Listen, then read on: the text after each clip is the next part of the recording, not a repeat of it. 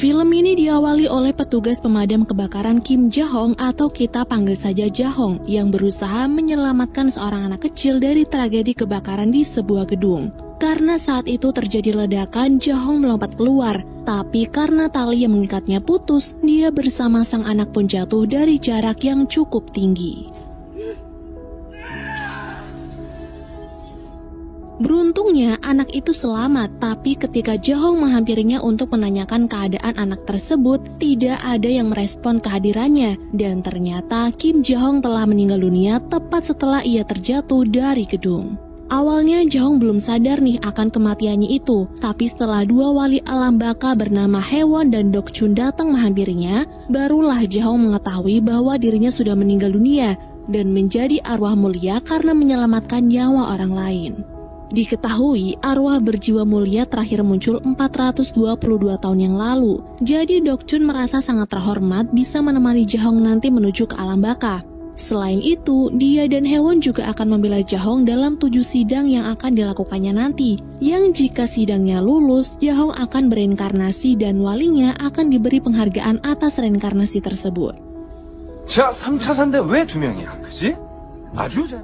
Mendengar hal itu, Ja-hong nampak belum menerima kematiannya. Dia bilang dia harus menemui ibunya dulu dan meminta Haewon untuk menunda kematiannya. Tapi karena mereka tidak bisa menghidupkan orang mati, tentu saja hal itu tidak bisa dilakukan. Dan Ja-hong langsung dikirim ke alam baka. Setibanya Ja-hong di alam baka bersama dengan para arwah yang lain, Haewon memberitahu bahwa patung raksasa yang ada di depan mereka adalah Raja Yomra, hakim atau dewa tertinggi di akhirat alias raja dari segala raja. Selain itu, Haewon juga memperkenalkan Ja-hong kepada atasannya yaitu Wali Gangrim yang sudah berhasil mereinkarnasi 47 jiwa sejak 1 abad yang lalu. Karena Ja-hong adalah arwah yang mulia, Dokchun sangat yakin bahwa kesempatannya untuk bereinkarnasi sangatlah tinggi. Namun ketika mereka melewati pintu masuk, ternyata pengadilan pertama yang akan dijalani oleh Ja-hong adalah neraka pembunuhan. Dengan kata lain, Ja-hong pernah melakukan pembunuhan baik disengaja ataupun tidak disengaja.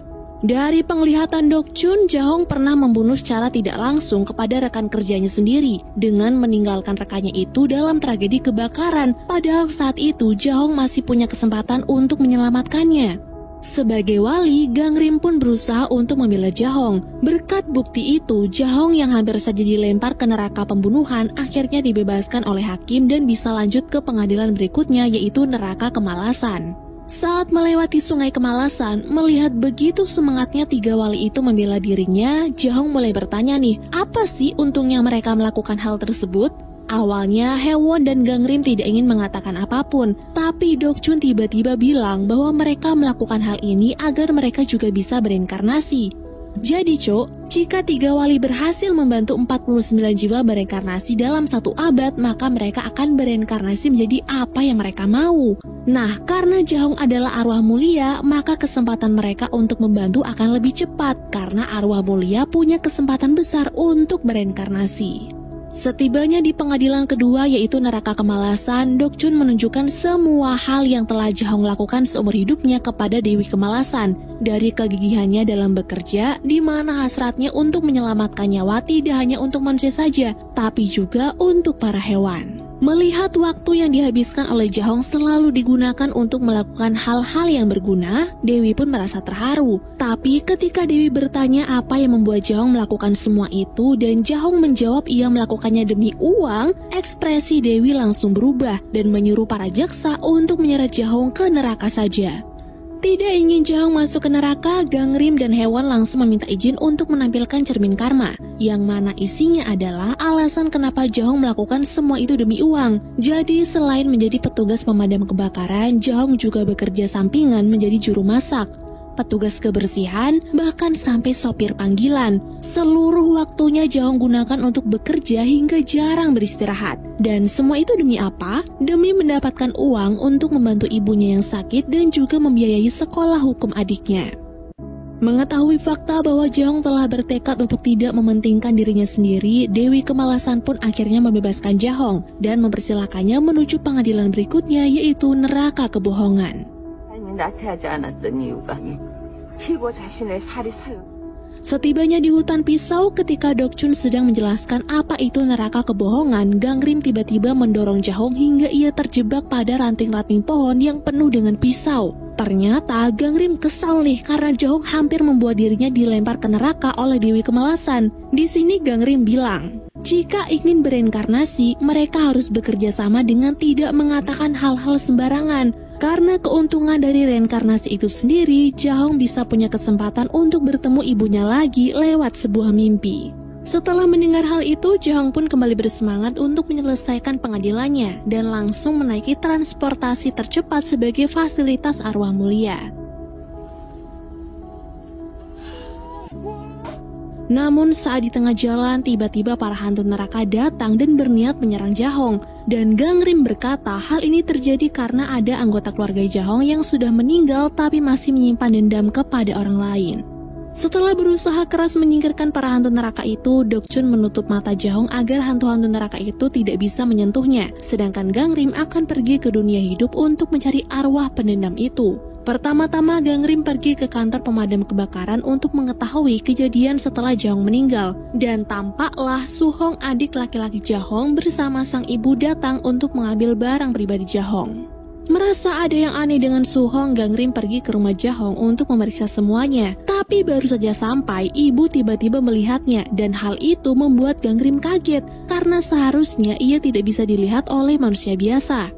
Tidak ingin dicurigai, Gangrim berpura-pura menjadi temannya Jahong yang ingin memberikan bela sungkawa. Tapi setelah itu, dia malah berhasil menemukan arwah pendendam itu yang bersembunyi di dalam dupa.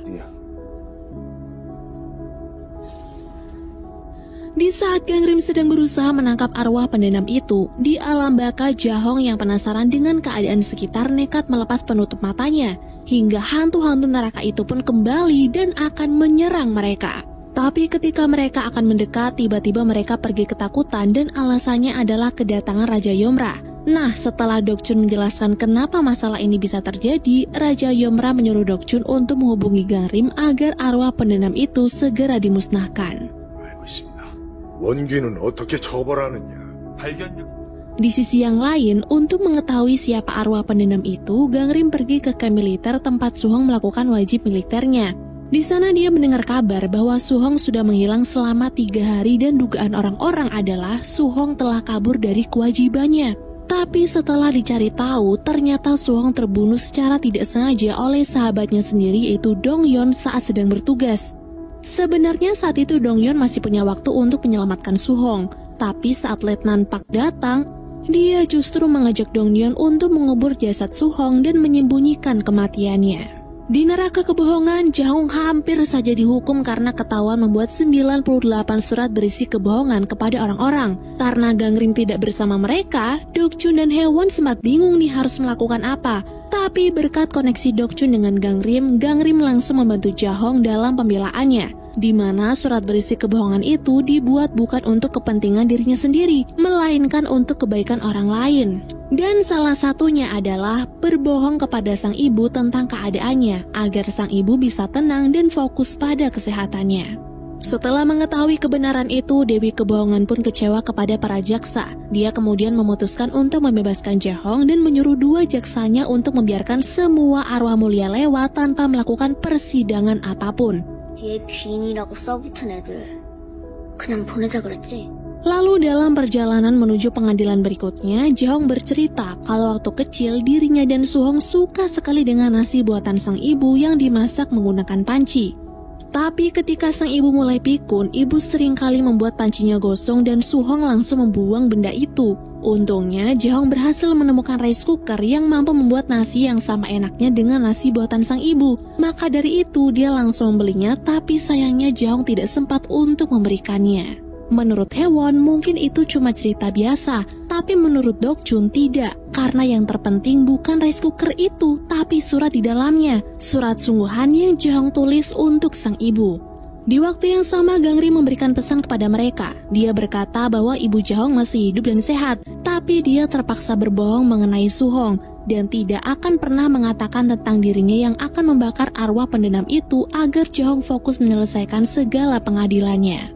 Menuju ke neraka ketidakadilan, Jahong melihat jiwa-jiwa yang dihukum dengan dibekukan dalam balok es. Karena semasa hidupnya mereka selalu menolak untuk membantu orang-orang yang membutuhkan. Namun karena Jahong adalah arwah yang mulia, Dokchun berkata bahwa Jahong tidak perlu melakukan pengadilan ini dan bisa langsung menuju ke pengadilan berikutnya. Cuman baru saja berangkat ketika mereka sedang berbincang mengenai kenangan hidup Jahong dan Haewon sewot karena Wali sepertinya tidak punya sebuah kenangan. Dia tidak sengaja memberitahu Jahong tentang kematian sang adik dan kini telah menjadi arwah pendendam. Mendengar itu Jahong pun langsung shock. Di waktu yang sama kereta gantung tiba-tiba anjlok dan hampir menewaskan Dokchun dan Haewon. Tapi untungnya Jahong langsung menolong mereka. Dengan keahliannya menjadi seorang penyelamat, Dokchun dan Haewon akhirnya berhasil diselamatkan. Jahong bilang karena kini sang adik sudah meninggal dunia, maka dia harus bereinkarnasi agar bisa bertemu dengan sang ibu. Maka dari itu Haewon menyusul Gangrim ke dunia hidup dan menyuruh Gangrim untuk segera membakar Suhong agar proses pengadilan Jahong berjalan dengan lancar. Karena ibunya Jahong belum mengetahui hal ini dan Gangrim merasa sangat iba, dia menolak nih. Dia berencana akan memberitahukan semuanya dan memberikan pemakaman yang layak untuk Suhong, walaupun Gangrim harus melanggar peraturan di alam baka. Ketika Jahong dan dua walinya melewati neraka pengkhianatan karena Jahong tidak perlu melakukan pengadilan di sana, Gangrim mengikuti Dongyeon yang berjalan sempoyongan menuju ke klub malam. Kenapa Gangrim mengikutinya? Karena arwah pendendam itu pasti selalu ada di dekat Dongyeon dan ternyata dugaannya benar, cuk.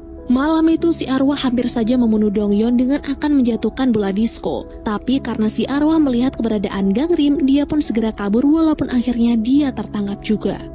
이승과 저승을 어지럽히는 너의 부질없는 오남. Di sini Gangrim menyuruh Suhong untuk menuruti perintahnya jika ingin bereinkarnasi. Tapi Suhong menolak, dia tidak peduli akan reinkarnasi. Bahkan jika tingkahnya ini akan menyulitkan Jahong, ia tidak peduli karena dia mengaku Jahong sudah meninggalkan dirinya dan sang ibu selama 15 tahun tanpa pernah pulang. Selain itu karena kematiannya terjadi sangat tragis, Suhong berniat balas dendam dengan membunuh mereka yang sudah menguburnya hidup-hidup. Karena tekad Suhong sangatlah kuat, Gangrim pun melepaskan Suhong lalu mengikuti kemana Dongyeon pergi.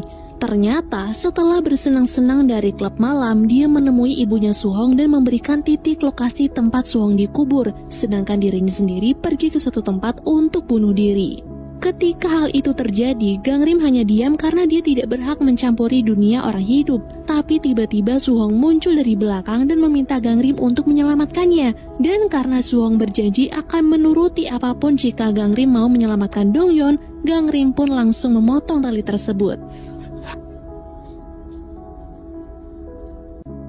Sementara itu di neraka kekerasan, saat Jahong dan dua walinya memasuki lubang neraka kekerasan, hal yang seharusnya bisa dilalui dengan mudah tiba-tiba berubah menjadi menyeramkan. Karena apa? Karena yang dilakukan Gangrim membuat alam baka menjadi tidak seimbang, cok. Untunglah tidak lama kemudian keadaan kembali membaik. Cuman kabar buruknya adalah Jahong ketahuan pernah memukuli sang adik. Padahal saat itu sang adik sedang kekurangan gizi. Dan yang lebih mencengangkannya lagi, setelah itu Jahong pergi selama 15 tahun dan tidak pernah kembali ke rumah walaupun setiap bulannya dia mengirimkan uang. Dari dosa ini, hakim pun memutuskan untuk melempar Jahong ke neraka kekerasan. Tapi sebelum itu terjadi, Dokchun yang terhubung dengan Gangrim meminta persidangan gabungan di pengadilan berikutnya, yaitu di neraka kekeluargaan karena situasinya terkait satu sama lain. Awalnya Haewon menolak karena jika di pengadilan berikutnya Jahong tetap dinyatakan bersalah, dia akan menerima hukuman ganda dan mereka akan kehilangan hak istimewa mereka untuk bereinkarnasi. Namun karena Dokchun dan Gangrim punya niat yang kuat untuk membela Jahong, Dokchun langsung mengajukan permintaan tersebut dan ternyata disetujui oleh hakim. 알고 있습니다. 우린 좋아요. Pada perjalanan terakhir yaitu menuju ke pengadilan kekeluargaan, Dokchun akhirnya mengetahui alasan kenapa Jahong memukuli adiknya sendiri. Ternyata pada malam kejadian, ibu mereka sedang sakit dan tidak kunjung sembuh, padahal kondisi ekonomi mereka sedang tidak baik-baik saja. Sebagai kakak tentu saja hal ini adalah beban, maka dari itu Jahong berniat membunuh sang ibu, sang adik dan dirinya sendiri agar penderitaan itu segera berakhir. Tapi karena saat itu Suhong mempergokinya, Jahong langsung membatalkan niat tersebut dan justru memukuli sang adik sebagai pelampiasan.